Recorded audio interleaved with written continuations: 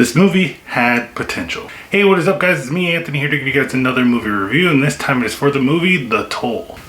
Man, I really hate when movies do this. You know, they get me all hyped up and excited for something new in the horror genre, but then we watch it and it's just another letdown. And this movie should be called The Toll Man, because that's what this movie should actually be about. It should be about our main villain in here, the Toll Man. And it sounds like I'm saying the Tall Man, but it's actually the Toll Man. Just try saying that 10 times fast. A rideshare driver and a young woman encounter a supernatural being known as the Toll Man after their car breaks down on a dark forest road. It pains me because I wanted to enjoy this movie so much. I wanted to like it and embrace it, but I won't say it's all bad. There is actually some good things in here, and I actually think this might be a movie that leads into like multiple sequels. Hopefully this movie won't get too crazy where it has like 6 sequels and you don't know why it has 6 sequels. But I do hope that this movie does get some love because, like I said, there is some good elements in here. The character of the Toll Man is an interesting one. I hope that we get more movies because I want to know more about this guy, because we don't know nothing about him. And that's one of my main issues with the movie, is that we don't get to know the villain of this movie. I mean, if you're going to start a new horror franchise with a new horror villain, we got to know a lot about him, right? We got to get invested into him. We got to understand why he is the way he is. How was he created?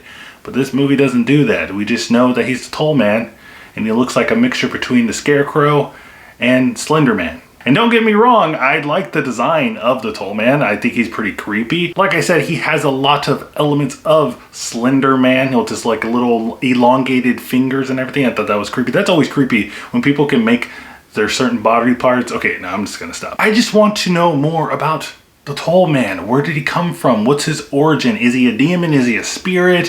What is he? Movie doesn't tell me any of this stuff. The burning questions that we as the audience are asking about the Toll Man. The information that they do give us about the Toll Man is that he is wanting his toll. That's what he wants. They say it over and over in the movie. He wants his toll. You have to give him his toll. He'll make you see things that will cause you to give his toll. And his toll is what else? Death. The rest of the film is fine, I think, for what we're getting. I do love that it's an isolation piece, sort of. You know me, I love when horror movies do this sort of isolation storytelling where it's just a small group of characters and one set of a location. In this case, it's in the forest and there's no outside interference. I love when horror films do that because, like I always say, you can get a chance to go deep into the characters that were introduced into the film, the villain, the backstory, all that stuff. But even though we have that, like I said, there's no backstory whatsoever. I will say, to the movie's credit, they do give us a lot of character development with our 2 main characters. We have a woman here who just got off the plane and decides to take a ride share with this rideshare driver. And they do dive quite a bit into their backstories. But they are so insignificant and I don't really even care about them that much, even though they do give us a lot of information and a lot of backstory, and they're attempting to get us invested in these characters. But the whole time I was just wondering and dreaming of the Toll Man. It's like, when are we gonna see your creepy ass again? Like I said, it's a decent film and I really want to love it, and part of me is going to just recommend it because I want more people to watch it so it can get more exposure, and then possibly we can get a sequel that will actually dive deep into the origins of the Toll Man. Maybe they'll do that thing that they love to do with horror films, and they'll give you a first film and then the second film will be a prequel, which is actually the first film to that franchise. Horror films love to do that. Hey, and I wouldn't be mad at that because as long as we get an origin story of the Toll Man, I'm all for it. But overall, guys, I think the Toll Man is a decent film. I wouldn't say you have to go run out of your seat and go watch the film, but I do recommend that you check it out just for the Toll Man, even though he's barely in the movie. But I think that this movie might have potential, like I said, to get a sequel or get some kind of traction, because as of recording right now, it currently is at an 82% on Rotten Tomatoes. That's pretty crazy for like a relatively unknown